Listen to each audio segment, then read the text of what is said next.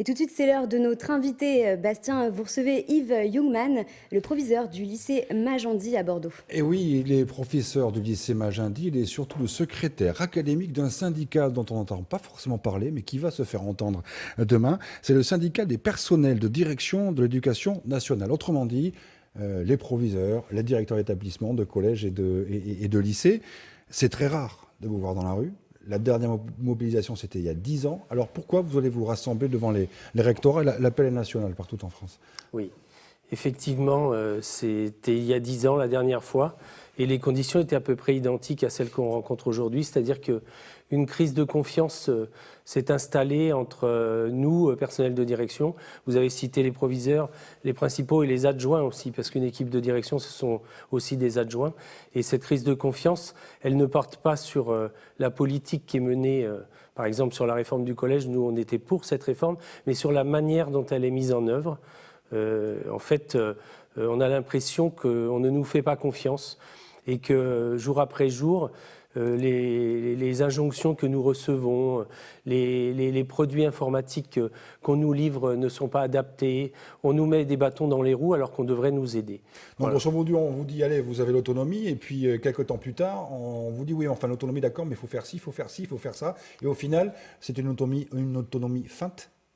Alors effectivement, l'autonomie des établissements, elle est reconnue dans pas mal de textes, et même un certain nombre de chercheurs qui se penchent sur comment faire évoluer les systèmes éducatifs reconnaissent que c'est par l'autonomie qu'on peut obtenir des résultats. Ce qu'on commande depuis la rue de Grenelle et qu'on diffuse dans toute la France, on s'aperçoit que ça n'est pas du tout efficace. Donc l'autonomie, elle est reconnue dans les textes. Mais à peine est-elle reconnue dans les textes que notre ministère, parfois nos rectorats, nos inspecteurs d'académie aussi, font des circulaires pour la cadrer et pour lui retirer tout son intérêt. Est-ce que vous accompagnez un petit peu le malaise des profs? Parce qu'en revanche, les profs notamment, eux, descendent beaucoup plus souvent dans la rue, ils critiquent les réformes. Vous êtes un peu à leur côté Alors, on est d'abord, les professeurs sont nos collaborateurs, on travaille quotidiennement avec eux et lorsqu'un établissement fonctionne bien, c'est parce qu'on s'entend bien avec eux. Quand je vous ai parlé d'autonomie des établissements, c'est pas l'autonomie du chef d'établissement qui déciderait seul dans son bureau. C'est effectivement, nous on cherche à faire un travail constructif avec les équipes d'enseignants. On a une instance qui est née il y a quelques années qui s'appelle le conseil pédagogique.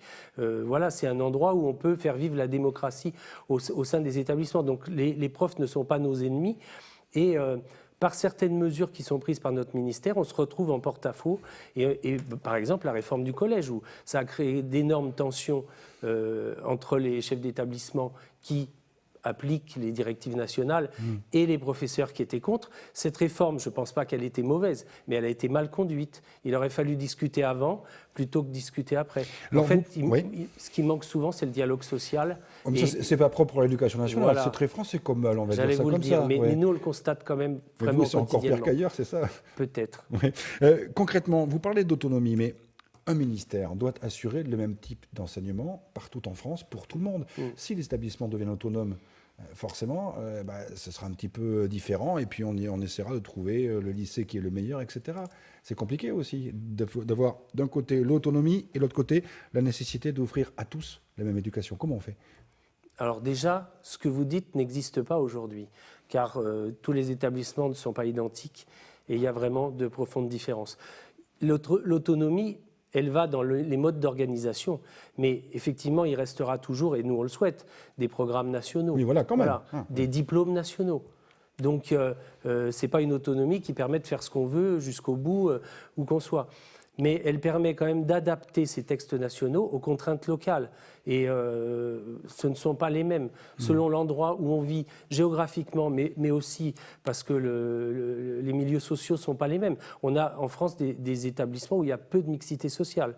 Donc il faut donner plus à ceux qui en ont le plus besoin. Et ça, pour être mis en œuvre, ça nécessite de l'autonomie. Alors, de l'autonomie, parce que pas forcément des moyens, parce qu'en matière de moyens, le budget de l'éducation nationale en France, c'est un des plus élevés des pays européens. Or, on est en France dans un pays où effectivement on a du mal à gommer les inégalités sociales, on a du mal à ne pas reproduire à l'école ces inégalités sociales. Qu'est-ce qui se passe concrètement, d'après vous, chez l'établissement, on n'entend pas souvent, qu'est-ce qui se passe? Qu'est-ce qui ne fonctionne pas dans l'éducation nationale en France aujourd'hui? Non, déjà, je ne voudrais pas que vous entendiez que rien ne fonctionne. Notre système fonctionne. Il pourrait mieux fonctionner. Voilà. Si nous, demain, on se mobilise, c'est parce qu'on estime qu'on pourrait mieux faire avec les moyens dont on dispose. Mais ça ne veut pas dire que ça ne fonctionne pas. On a en gros, c'est vrai qu'on investit pas mal par rapport à d'autres pays de l'OCDE quand on fait des comparaisons. Mais malgré tout, on a des résultats qui sont moyens. Donc, il y a une différence entre les moyens engagés et les résultats. Voilà.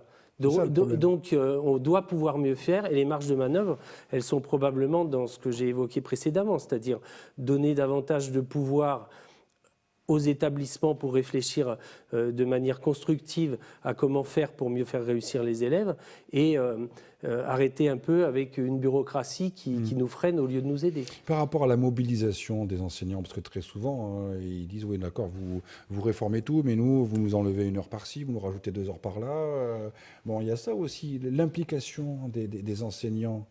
Comment ça se passe justement dans les établissements? On a l'impression que c'était parfois compliqué. Et est-ce que cette autonomie pourrait justement permettre aux enseignants d'adhérer davantage effectivement à un projet commun? Lorsque les mesures qui sont proposées ont du sens, et elles ont d'autant plus de sens qu'on les a conçues localement, les enseignants adhèrent.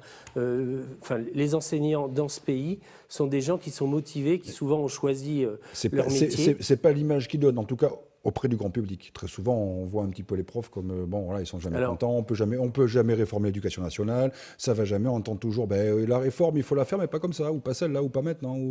Mais j'entends ça aussi sur des chefs d'établissement, et je pense qu'on pourrait le faire sur tous les métiers. Ouais.